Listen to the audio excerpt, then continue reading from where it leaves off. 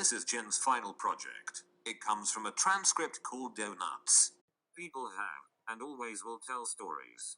And yet something interesting, even encouraging, is revealed in this ritual. All its humiliations aside, stories, more even than stars or spectacle, are still the currency of life, or commercial entertainment, and look likely to last longer than the euro. Stories connect people and people learn from the stories that they hear. For stories, unlike propositional accounts, are not exclusively hemmed in by the demands of verifiability. The test of a good story is its truth, likeness, or verisimilitude, a much less demanding measuring stick. And even when we speak of true stories, we know somewhere down inside that we are using true in a metaphorical sense. When you tell a story, it should show the type of person you are. It should tie with the person you present to the world. According to Goffman, the maintenance of face requires that individuals uphold an expressive order. That is, an individual must meet others' expectations of how the type of person that she or he claims to be should act. In turn, others must treat her or him as that type of person. In conversation, people use a turn-taking system. This system is not the same in storytelling.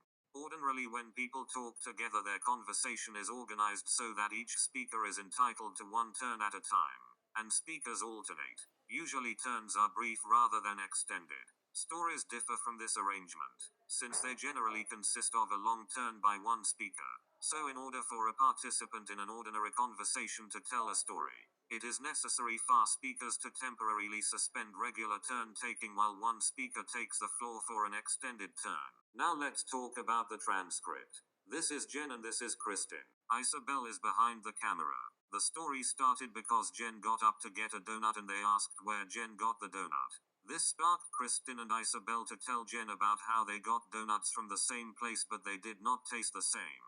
In line 10, Kristen says that these donuts are better than the ones she has had before, which prompts her to ask Jen where she got them. In line 16, when Jen says Wagon Hill, Kristen replies with, "Really? In line 16, because she is skeptical of if Jen actually got them there, because in line 19 and 20 she explains that she has gotten them from there before." Wagon Hill is also a dramatizing word that helps add to the story. In line 22, Isabel says, "Yeah, last year," which shows that Isabel and Kristen are friends because Isabel knows about something Kristen did a year ago. Last year is also a time marker. It tells us when Isabel got the same donuts as Kristen. Isabel then also goes to say that she got the same ones as Kristen. Kristen, in line 23, agrees with Isabel, proving they both know the time Kristen was referring to. Kristen goes to again say that these donuts are not like the ones she got. This further shows that Kristen is doubtful of where Jen got the donuts. This is face-threatening to Jen because Kristen and Isabel's doubt makes Jen feel like they think she is lying.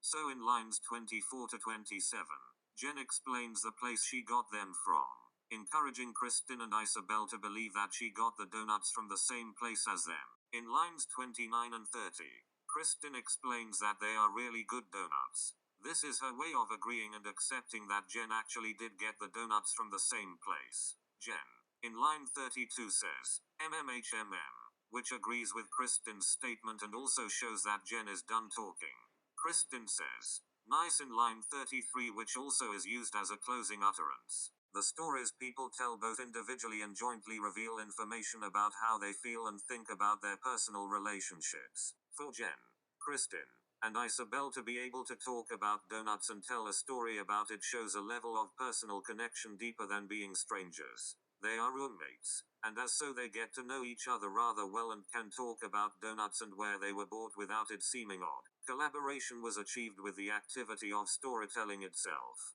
When Kristen asked Jen where the donuts came from, Jen could have easily responded with, "The farm across from Wagon Hill," and Kristen could have accepted that and moved on. But instead there is a story told so that Kristen and Jen could figure out if the donuts came from the same place as where Kristen had previously bought them. The addition of the story helps Jen and Kristen to understand why Kristen was doubtful of where Jen got the donuts. So, I do want to go to the mall tomorrow. Do you want a donut? I already ate one. Oh, good. Do you like them? Yeah, I actually kind of like it a lot better than How the many one I had. donuts did you bring back? A dozen, but I already ate some before I got back here, so they're. Where'd you get them at? The place across from like Wagon Hill. Really? Yep. Because when I bought them there, they came in plastic containers and they were not like that. Yeah, last year I got the same ones too. They weren't They like just had a whole that. big like, you know how they hold like bagels in the baskets like on an angle? That's like they already filled with donuts, and she's like, they were made this afternoon, like they're really good. And I was like, They were really good. That was a really good donut. Like, that might be one of the better cider donuts I've had. Nice. It was so good.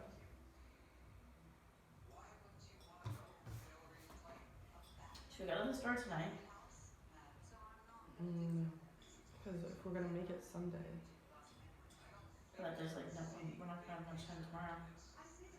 I'll go somewhere tomorrow night with Elise. The parts of the transcript in red show places where there is overlapping talk. In conversation with a person you are not too comfortable with, you would probably not interrupt them or have much overlapping talk. But in this case, since Jen, Kristen, and Isabel are roommates, it's more acceptable that they do this. It shows that they are well situated with each other. Goodwin and others have examined the relationship of eye gaze, gesture, speech perturbations, and recipients' knowledge states to speakers moves to elicit and maintain recipients' attention to their talk. As you can see in these next two screenshots, Kristen's eye gaze and hand move to look and point at Jen and the donut. This is because at that time Kristen was saying how her donuts were not like that, and when she says, like that, that is when her gestures and gaze move to Jen.